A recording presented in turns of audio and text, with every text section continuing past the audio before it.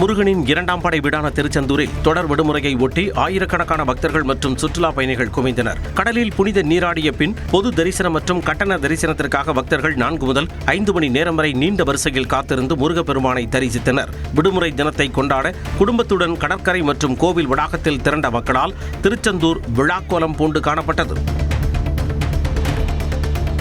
திருவண்ணாமலை அண்ணாமலையார் கோவிலில் வார விடுமுறையை ஒட்டி பல்லாயிரக்கணக்கான பக்தர்கள் குவிந்த நிலையில் தரிசன வரிசையில் ஏற்பட்ட மோதலால் பரபரப்பு நிலவியது.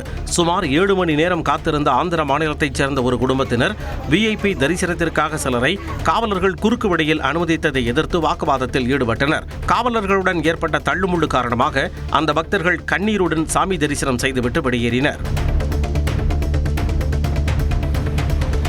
காரைக்கால் கடற்கரையில் உயிரிழப்புகளை தடுக்க காவல்துறை விதித்துள்ள தடையால் ஏமாற்றமடைந்த சுற்றுலா பயணிகள் தற்பொழுது கிளிஞ்சல்மேடு கடற்கரையை தேர்ந்தெடுத்து வருகின்றனர். கோடை வெயிலின் தாக்கத்தை தணிக்க நூற்றுக்கணக்கானோர் குடும்பத்துடன் கிளிஞ்சல்மேடு கடலில் நீந்தி மகிழ்ந்தனர். அமைதியான சூழல் கொண்ட இந்த பகுதியை முறையாக மேம்படுத்தி அடிப்படை வசதிகளை செய்து தர வேண்டும் என சுற்றுலா பயணிகள் அரசுக்கு கோரிக்கை விடுத்துள்ளனர்.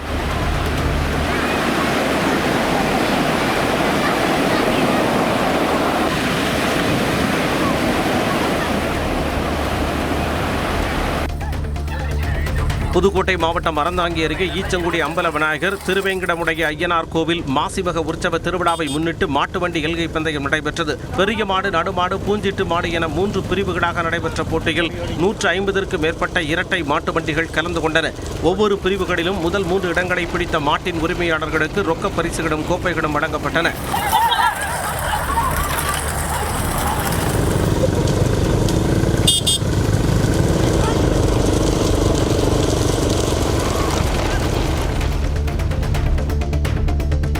புதுக்கோட்டை மாவட்டம் ஆலங்குடி அருகே மேலப்புல்லான் விடுதி கிராமத்தில் சட்டவிரோதமாக விற்பனை செய்யப்பட்ட போதை மாத்திரை கலந்த பணங்கள் குடித்த 2 சிறுவர்கள் உட்பட 40 பேர் அடுத்தடுத்து மயக்கமடைந்தனர். இதில் ஒரே குடும்பத்தைச் சேர்ந்த 5 பேர் பட்டுக்கோட்டை தனியார் மருத்துவமனையில் அனுமதிக்கப்பட்டுள்ளனர். இந்த சம்பவம் குறித்து வழக்கு பதிவு செய்துள்ள காவல்துறையினர் கள் விற்பனையில் ஈடுபட்ட கும்பலை தேடி வருகின்றனர்.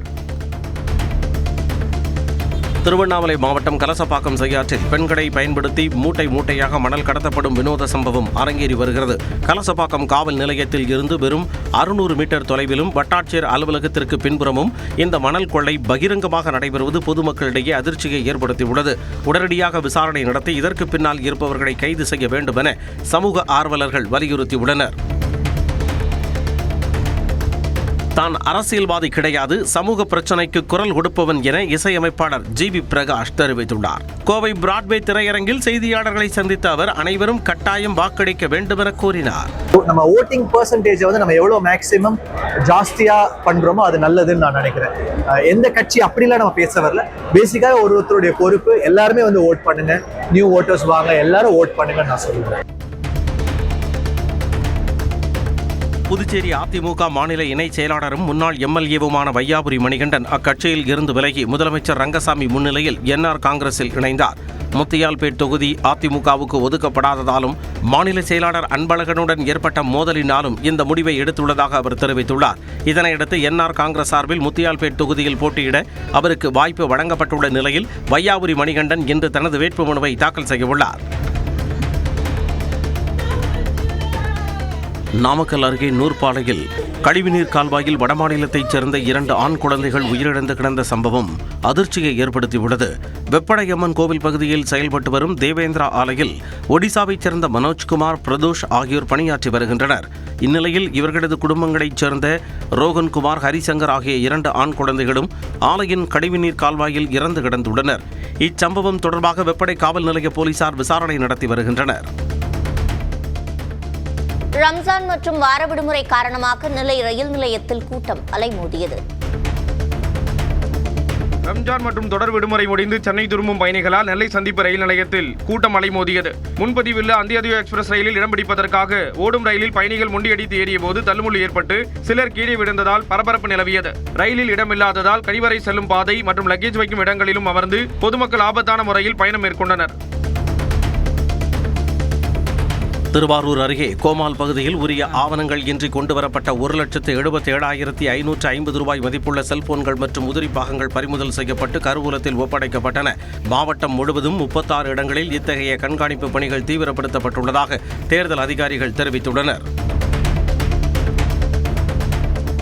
தேர்தல் பறக்கும் படையினர் வியாபாரிகளிடம் இருந்து பணம் பறிமுதல் செய்வதை கண்டித்து தமிழ்நாடு முழுவதும் அனைத்து மாவட்ட ஆட்சியர் அலுவலகங்களையும் முற்றுகையிடப் போவதாக தமிழ்நாடு வணிகர் சங்கங்களின் பேரமைப்பு தலைவர் விக்ரமராஜா கூறியுள்ளார். செங்கல்பட்டில் செய்தியாளர்களை சந்தித்த அவர் இதனை கூறினார். தேர்தல் என்று அறிவித்தார்களோ அதிலிருந்து வியாபாரிகள் மிக மிக கஷ்டப்பட்டு சிரமப்பட்டு கொண்டிருக்கிறார்கள். அன்றாடு வியாபாரிகளுடைய பணம் பறிக்கப்படுகிறது. பறிக்கப்படுவது மட்டுமல்ல, அதில் கையூட்டு பணத்தை வாங்கி கொண்டும் பணம் திருப்பி தரக்கூடிய நிலை ஏற்பட்டிருக்கிறது. ஈரோட்டில் நியூஸ் 18 தமிழ்நாடு சார்பாக தோரணம் ஆயிரம் என்ற பெயரில் 3 நாட்கள் நடைபெற்ற உணவு திருவிழா இசை நிகழ்ச்சியுடன் நிறைவு பெற்றது. கடந்த வெள்ளிக்கிழமை தொடங்கிய உணவு திருவிழாவில் 40 உணவு ஸ்டால்களும் 50க்கும் மேற்பட்ட பொருட்கள் விற்பனை கடைகளும் அமைக்கப்பட்டிருந்தன. இதில் பல்வேறு கலை நிகழ்ச்சிகள் நடைபெற்ற நிலையில் வாக்களிப்பது குறித்து விழிப்புணர்வு ஏற்படுத்தும் வகையில் மாணவர்களின் நடன நிகழ்ச்சியும் இடம்பெற்றிருந்தது. இதில் நடைபெற்ற சமையல் போட்டிகளில் வென்றவர்களுக்கு நியூஸ் 18 தமிழ்நாடு தொலைக்காட்சியின் ஆசிரியர் கார்த்திகை செல்வன் பாராட்டு சான்றிதழ் வழங்கினார். தேனி மாவட்டம் கம்பம் அருகே யானை தாக்கி பலத்த காயமடைந்த கூலி தொழிலாளி மருத்துவமனையில் அனுமதிக்கப்பட்டுள்ளார். கரிச்சிப்பட்டியைச் சேர்ந்த பாலு உட்பட 11 பேர் வனப்பகுதியில் பணிக்கு சென்றனர். அப்போது குட்டியுடன் வந்த பெண் யானை தொழிலாளர்களை நோக்கி ஓடி வந்தது. அப்போது மற்றவர்கள் தப்பி ஓடிய நிலையில் பாலு நிலை தடுமாறி கீழே விழுந்தார். இதனால் யானையிடம் சிக்கிக் கொண்ட அவருக்கு கை கால்களில் எலும்பு முறிவு ஏற்பட்டது. இதையடுத்து அவரை மீட்ட வனத்துறையினரும் சக தொழிலாளர்களும் கம்பம் அரசு மருத்துவமனையில் அனுமதித்தனர். கொடைக்கானலில் வனத்துறை சுற்றுலா தலங்களுக்கு செல்ல QR கோட் மூலம் ஒரே முறை கட்டணம் வசூலிக்கும் புதிய நடைமுறையால் சுமார் 8 கிலோமீட்டர் தூரத்திற்கு வாகனங்கள் அணிவகுத்து நின்றன. ரம்ஜான் மற்றும் வார விடுமுறையை ஒட்டி சுற்றுலா பயணிகள் வருகை அதிகரித்துள்ள நிலையில் இந்த நடைமுறையால் மணிக்கணக்கில் காத்திருக்கும் சூழல் ஏற்பட்டது. வனத்துறைக்கு பல முறை கோரிக்கை விட்டும் வனத்துறையின் மெத்தன போக்குனால கொடைக்கானலில் சுற்றுலா பயணிகள் மிகவும் அவதிக்கு உள்ளாகிறாங்க. மிகவும் போக்குவரத்து நெரிசல் அதிகமாயிட்டு இருக்கு. இதை சம்பந்தப்பட்ட அதிகாரிகள் கொஞ்சம் நடவடிக்கை எடுத்தாங்கன்னா கொஞ்சம் சிறப்பாக இருக்கும். நாமக்கல்லில் முட்டை கொள்முதல் விலை 20 காசுகள் குறைந்து ஒரு முட்டை விலை ₹4.25 நிர்ணயம் செய்யப்பட்டுள்ளது. வளைகுடா நாடுகளுக்கு ஏற்றுமதி நிறுத்தம், வட மாநிலங்களுக்கு செல்லும் முட்டையின் எண்ணிக்கை குறைவு, சத்துணவுக்கு செல்லும் முட்டை குறைவு போன்ற காரணங்களால் முட்டை விலை குறைந்துள்ளது. வரும் வாரங்களில் முட்டை விலை மேலும் குறைய வாய்ப்புள்ளதாக பண்ணையாளர்கள் தெரிவிக்கின்றனர். திண்டுக்கல் மாவட்டம் பழனி கொடைக்கானல் சாலையில் உள்ள தனியார் நிறுவனத்திற்குள் புகுந்த நாகப்பாம்பு பாதுகாப்பாக பிடிபட்டது.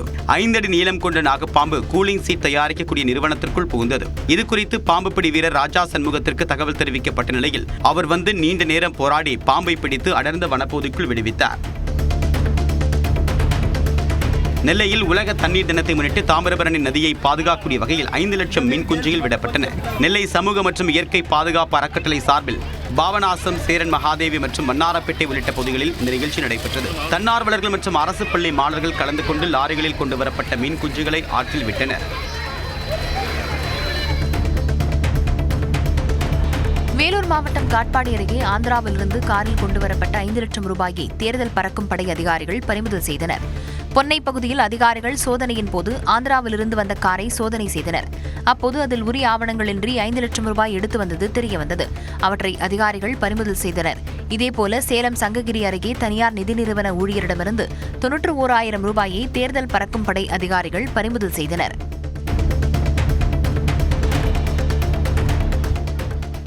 சென்னை திருவொற்றியூரில் கடலோர கிராமத்தில் ஓலை வேய்ந்த வீட்டில் தீப்பற்றிய நிலையில் ஊர் மக்கள் ஒன்று கூடி போராடி தீயை அணைத்தனர். திருவொற்றியூர் குப்பத்தைச் சேர்ந்த கணேஷ் என்பவரின் ஓலை வீட்டில் எதிர்பாராத விதமாக தீப்பற்றியுள்ளது.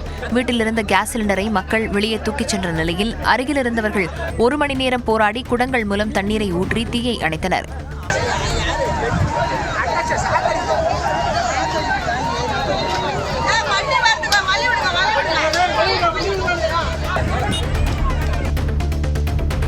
தூத்துக்குடி மாவட்டம் கோவில்பட்டி அருகே தனது கடையில் வைத்திருந்த தாவேக தலைவர் விஜயின் உருவம் அச்சிட்ட டிஜிட்டல் பேனர்களை அகற்றியதால் ஆத்திரமடைந்த இளைஞர் இன்ஸ்டாகிராமில் வீடியோ வெளியிட்ட சம்பவம் பரபரப்பை ஏற்படுத்தியுள்ளது. நாலாட்டின் புதூர் பகுதியைச் சேர்ந்த தாவேக ஆதரவாளரான விஜய் என்பவரின் செல்போன் கடையில் வைக்கப்பட்டிருந்த பேனர்களை காவலர்கள் அகற்றினர். இதனால் ஆத்திரமடைந்த அவர் தனது இன்ஸ்டாகிராம் பக்கத்தில் மிரட்டல் விடுவது போல் பல்வேறு வீடியோக்களை வெளியிட்டுள்ளார். எவன்லாம் என் கடைக்கு வெளியே நின்று பார்த்து சிரிச்சானோ, எவன்லாம் வெளியிலிருந்து என் வீடியோவை பார்த்து ரசிச்சானோ சாவு கொடுமையாக இருக்கும். ஒன்று ஆக்சிடெண்ட்டில் துடிச்சு சாவீங்க, இல்லாட்டி தூக்கு மாட்டி சாவ, இல்லாட்டி தீ குளிச்சு சாவ. நான் உண்டு, என் வேலை உண்டுன்னு இருந்தேன். அடுத்தவன் பொழப்பை சிவகங்கை மாவட்டம் தேவக்கோட்டை வாரச்சந்தையில் மீன் வாங்க வந்த 3 பேரை வியாபாரிகள் கத்தியால் வெட்டிய சம்பவம் பரபரப்பை ஏற்படுத்தியது. தேவக்கோட்டை வாரச்சந்தையில் இரவுசேரியைச் சேர்ந்த வன்மீகநாதன், பெரியசாமி மற்றும் கீழக்குடியிருப்பைச் சேர்ந்த சிவகுமார் ஆகிய 3 பேர் மீன் வாங்க வந்தனர். அப்போது அவர்களுக்கும் மீன் வியாபாரிகள் சிலருக்கும் இடையே தகராறு ஏற்பட்டதாக கூறப்படுகிறது. இதனால் ஆத்திரமடைந்த மீன் வியாபாரிகள் 3 பேரையும் கத்தியால் தலையில் வெட்டினர். இச்சம்பவம் குறித்து வழக்கு பதிவு செய்த காவல்துறையினர் மீன் வியாபாரிகள் 7 பேரை தேடி வருகின்றனர்.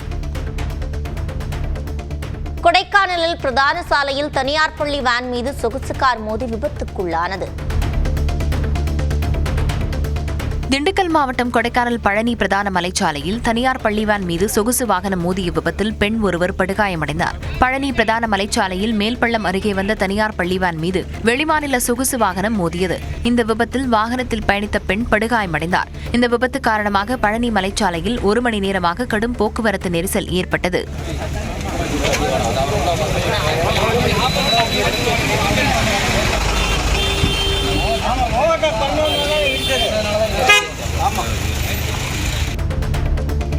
பூண்டி அணையிலிருந்து திறக்கப்பட்டு வந்த தண்ணீர் நிறுத்தப்பட்டதை அடுத்து சென்னைக்கு குடிநீர் வழங்கும் முக்கிய ஆதாரமான புழல் ஏரிக்கு நீர்வரத்து முற்றிலும் நின்றுள்ளது. 3300 மில்லியன் கனஅடி கொள்ளளவு கொண்ட புழல் ஏரியில் தற்போது 2652 மில்லியன் கனஅடி நீர் இருப்பு உள்ளது. சோழவரம் ஏரியிலிருந்தும் தண்ணீர் நிறுத்தப்பட்டதால் நீர்வரத்து பூஜ்ஜியமானது. இருப்பினும் சென்னை மக்களின் குடிநீருக்காக புழல் ஏரியிலிருந்து தொடர்ந்து 182 கனஅடி தண்ணீர் தடையின்றி திறக்கப்பட்டு வருகிறது.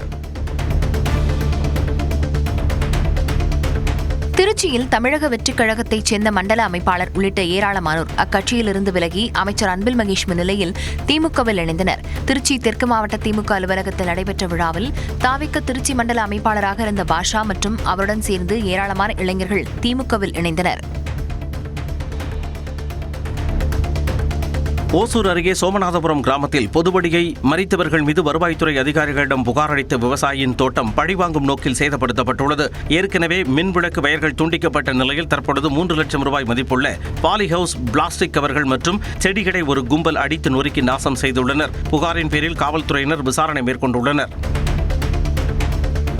திருவண்ணாமலை மாவட்டம் சேத்துப்பட்டு அருகே உள்ள நெடுங்குடம் தூய லூர்து அன்னை திருத்தலத்தில் தவக்காலத்தை முன்னிட்டு பிரம்மாண்ட சிலுவை பாதை நிகழ்ச்சி நடைபெற்றது. இயேசு கிறிஸ்துவின் 14 நிலைப்பாடுகளை நிறைவு கூறும் வகையில் ஆயிரக்கணக்கான பக்தர்கள் பக்தி பாடல்களை பாடியபடி மலைப்பாதையை சுற்றி வந்தனர்.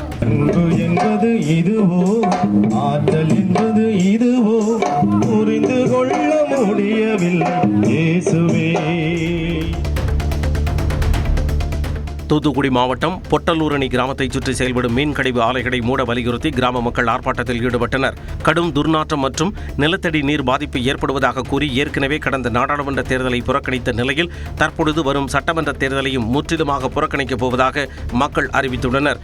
ஏற்கனவே போராட்டத்தில் ஈடுபட்டவர்கள் மீது பதியப்பட்ட வழக்குகளை திரும்பப் பெற வேண்டும் என கோரி வீடுகளில் கருப்பு கொடி ஏற்றினர். அடிப்படை வசதிகளை செய்து கொடு, வழக்குகளை திரும்ப பெறு. விழுப்புரம் மாவட்டம் செஞ்சியை அடுத்த அணையேரி பகுதியில் மேய்ச்சலுக்கு சென்ற ஆடுகள் மீது கரும்பு ஏற்றி வந்த டிராக்டர் மோதி கோர விபத்து நிகழ்ந்தது. வரிக்கல் கிராமத்தைச் சேர்ந்த பாலாஜி என்பவருக்கு சொந்தமான 30 ஆடுகளில் 16 ஆடுகள் டிராக்டர் சக்கரத்தில் சிக்கி சம்பவ இடத்திலேயே பரிதாபமாக உயிரிழந்தன. மேலும் 10 ஆடுகள் படுகாயமடைந்த நிலையில் விபத்தை ஏற்படுத்திய டிராக்டர் ஓட்டுநர் அங்கிருந்து தப்பி ஓடினார். இது தொடர்பாக காவல்துறையினர் விசாரணை நடத்தி வருகின்றனர். சிவகங்கை மாவட்டம் பிரான்மலை அருகே காணாமல் போன நபர் மைத்துனர்களாலேயே படுகொலை செய்யப்பட்டது வெளிச்சத்திற்கு வந்துள்ளது. தேனமாள்பட்டையைச் சேர்ந்த கூலி தொழிலாளி மாதவன் என்பவர் காணாமல் போன நிலையில் குடும்ப தகராறு காரணமாக அவரது மைத்துனர்கள் ஜெயராமன் மற்றும் பாலமுருகன் ஆகியோர் கொலை செய்து HS கோட்டை காவல் நிலையம் அருகே உள்ள கோழிப்பண்ணையில் உடலை புதைத்ததாக ஒப்புக்கொண்டனர். இதையடுத்து வட்டாட்சியர் முன்னிலையில் உடல் தோண்டி எடுக்கப்பட்டு அங்கேயே உடற்கூறாய்வு செய்யப்பட்டது. வாசுதேவநல்லூர் அருகே விளைநிலங்களுக்குள் புகுந்த யானைகள் பெரும் சேதத்தை ஏற்படுத்தின. தென்காசி மாவட்டம் வாசுதேவநல்லூர் அருகே உள்ள ராயகிரி பகுதியில் மேற்கு தொடர்ச்சி மலை அடிவாரத்தில் இருந்து வெளியேறிய காட்டு யானைகள் விளைநிலங்களுக்குள் புகுந்து பெரும் சேதத்தை ஏற்படுத்தியுள்ளன. உள்ளார் பகுதியில் பிச்சாண்டி மற்றும் கருத்தப்பாண்டியன் ஆகிய விவசாயிகளின் வயல்களில் புகுந்த யானைகள் அங்கு பயிரிடப்பட்டிருந்த கரும்பு மற்றும் அறுவடைக்கு தயாராக இருந்த நெற்பயிர்களை மிதித்து நாசமாக்கின. வாழ்வாதாரம் பாதிக்கப்பட்டுள்ள தங்களுக்கு உரிய நிவாரணம் வழங்க வேண்டும் எனவும் யானைகளை நிரந்தரமாக வனப்பகுதிக்குள் விரட்ட வனத்துறை நடவடிக்கை எடுக்க வேண்டும் எனவும் அப்பகுதி விவசாயிகள் கோரிக்கை விடுத்துள்ளனர். திருவாரூர் மாவட்டம் மன்னார்குடி அருகே உள்ள வேங்கைபுரம் கிராமத்தில் தெருநாய்கள் கூட்டமாகச் சேர்ந்து ஒரே நாளில் 4 ஆடுகளை கடித்து குதறியதில் அவை உயிரிழந்தன. விவசாயத்தையும் கால்நடை வளர்ப்பையும் நம்பியுள்ள தங்களுக்கு இத்தகைய சம்பவங்களால் பெரும் பொருளாதார இழப்பு ஏற்படுவதாக கூறி உயிரிழந்த ஆடுகளுடன் கிராம மக்கள் மன்னார்குடி திருவாரூர் சாலையில் மறியலில் ஈடுபட்டனர். இதனால் போக்குவரத்து பாதிக்கப்பட்ட நிலையில் சம்பவ இடத்திற்கு வந்த காவலர்கள் தெருநாய்களை பிடிக்க உடனடியாக நடவடிக்கை எடுப்பதாக உறுதியளித்தனர். கன்னியாகுமரி மாவட்டம் மார்த்தாண்டம் அருகே கொடுங்குளம் பகுதியில் முன்விரோதம் காரணமாக வளர்ப்பு நாய் ஒன்றை கல்லால் அடித்து காலை உடைத்த அதிர்ச்சி வீடியோ வெளியாகியுள்ளது. ஷானு என்பவரின் வளர்ப்பு நாயை ராஜின் மற்றும் பிபின் ஆகியோர் வீட்டு வளாகத்திற்குள் இருந்த நாயை கொடூரமாக தாக்கியுள்ளனர்.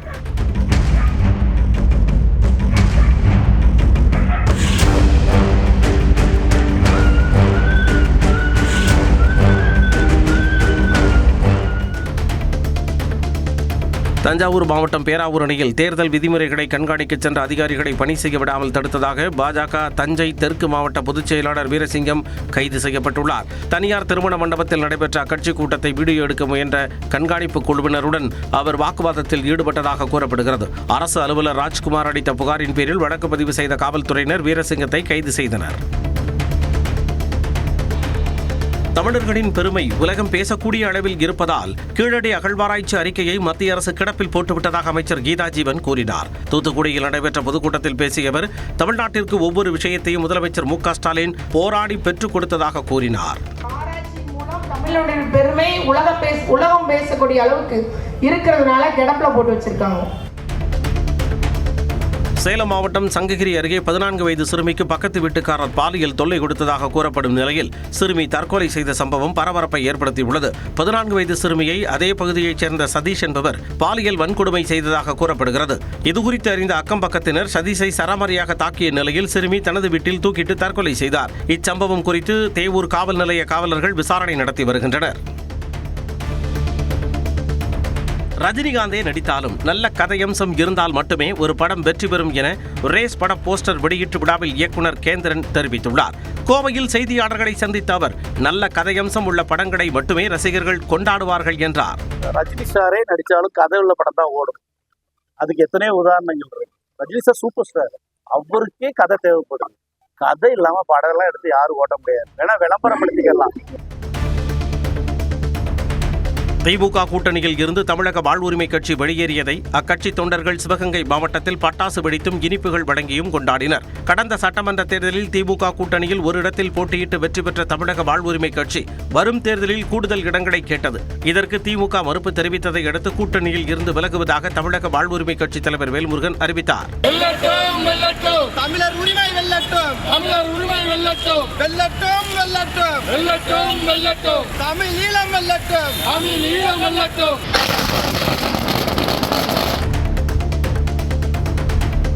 மயிலாடுதுறை மாவட்டம் தரங்கம்பாடி அருகே வயல்வெளிகளில் கூட்டமாக வந்து அமரும் கொக்கு, நாரைகள் உள்ளிட்ட பறவைகளின் காட்சிகள் காண்போரை வெகுவாக கவர்ந்தன.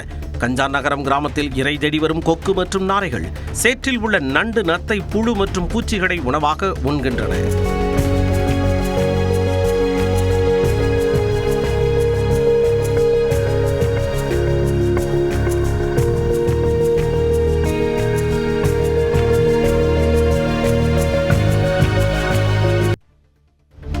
தூத்துக்குடி மாவட்டம் கோவில்பட்டி அருகே கிணற்றில் குளிக்கச் சென்ற 12ஆம் வகுப்பு மாணவர் நீரில் மூழ்கி உயிரிழந்தார். சாரமாரியம்மன் கோவில் தெருவைச் சேர்ந்த மனோஜ் திட்டங்குளம் சாலையில் தனியாருக்கு சொந்தமான கிணற்றில் குளிக்கச் சென்றார். அப்பொழுது அவர் ஆழமான பகுதிக்கு சென்று வெளியே வராததால் அவரது நண்பர்கள் தீயணைப்பு நிலையத்திற்கு தகவல் தெரிவித்தனர். இதையடுத்து விரைந்த தீயணைப்புத்துறை வீரர்கள் கிணற்றில் இறங்கி மனோஜை சடலமாக மீட்டனர். 25 கிலோ மற்றும் அதற்கு கீழ் பேக்கிங் செய்யும் அரிசிக்கு விதிக்கப்பட்டுள்ள 5% GST வரியை மத்திய அரசு ரத்து செய்ய வேண்டும் என தமிழ்நாடு அரிசி ஆலை உரிமையாளர்கள் மற்றும் நெல் அரிசி வணிகர்கள் சங்கங்களின் கூட்டமைப்பினர் கோரிக்கை விடுத்துள்ளனர். சிவகங்கை மாவட்டம் காரைக்குடியில் தமிழ்நாடு அரிசி ஆலை உரிமையாளர்கள் மற்றும் நெல் அரிசி வணிகர்கள் சங்கங்களின் சம்மேளன மாநில நிர்வாகிகள் கூட்டம் நடைபெற்றது. இதில் அரிசி வணிகர்கள் மட்டுமின்றி அனைத்து வணிகர்களையும் பாதிக்காத வகையில் தேர்தல் ஆணையம் நடந்து கொள்ள வேண்டும் என வலியுறுத்தப்பட்டது. திண்டுக்கல் மாவட்டம் பழனியில் காவலர்கள் நடத்திய வாகன சோதனையின் போது 700 மது பாட்டில்கள் பறிமுதல் செய்யப்பட்டன. பழனியில் இரவு நேரங்களில் சட்டவிரோதமாக மதுபானங்கள் விற்பனை செய்யப்படுவதாக தொடர் புகார்கள் வந்தன. இதைத் தொடர்ந்து பழனி அடிவாரம் காவல் நிலைய எல்லைக்குட்பட்ட பகுதிகளில் காவலர்கள் சோதனை செய்தபோது சட்டவிரோத மதுபான விற்பனையில் ஈடுபட்ட 9 நபர்களை பிடித்தனர்.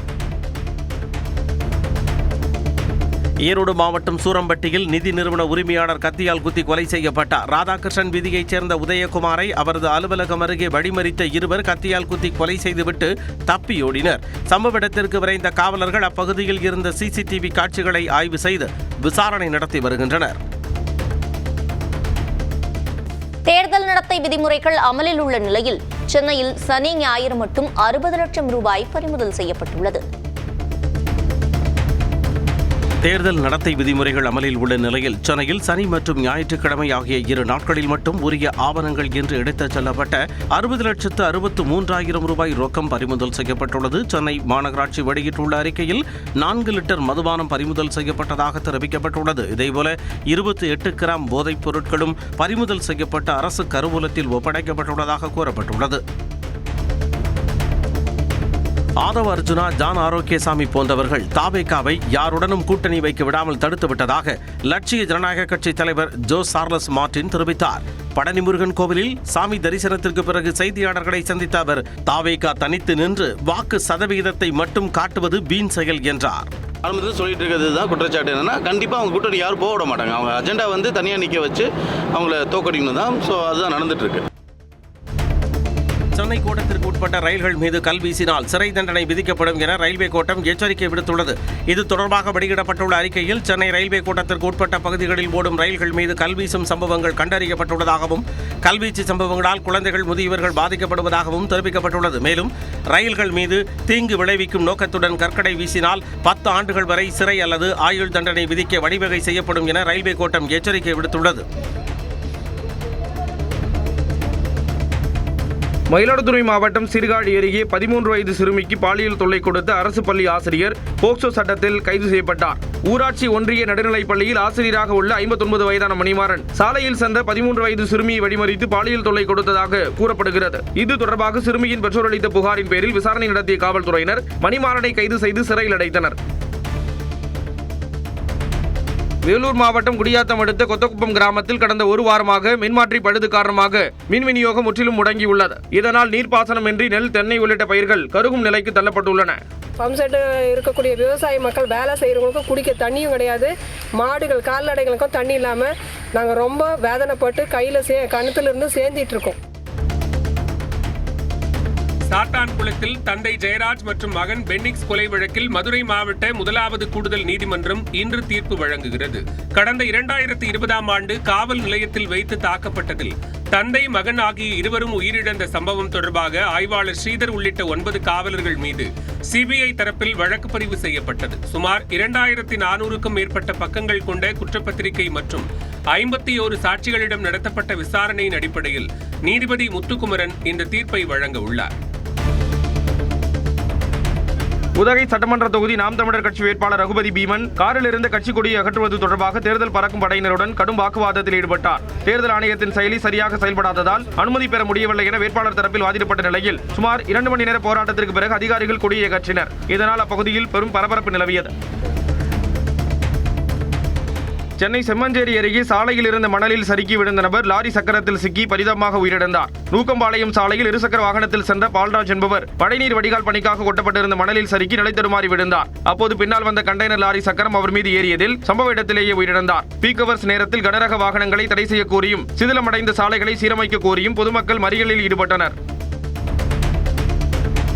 திருவள்ளூர் அருகே முந்திரி கழிவு மூட்டைகளுக்கு அடியில் மறைத்து லாரியில் கடத்தி வரப்பட்ட 35 கிலோ கஞ்சாவை காவல்துறையினர் பறிமுதல் செய்தனர். ஒடிசாவிலிருந்து ஆந்திரா வழியாக தமிழகத்திற்கு இந்த போதைப் பொருள் கொண்டுவரப்பட்டது விசாரணையில் தெரியவந்தது. காவலர்களிடம் சிக்காமல் இருக்க கார்களை முன்னோக்கி அனுப்பி வேவு பார்த்து கடத்தலில் ஈடுபட்ட வேலூரைச் சேர்ந்த கல்லூரி மாணவர் உட்பட 5 பேர் கைது செய்யப்பட்ட நிலையில் கடத்தலுக்கு பயன்படுத்தப்பட்ட லாரி மற்றும் காரை பறிமுதல் செய்து விசாரணை நடைபெறுகிறது.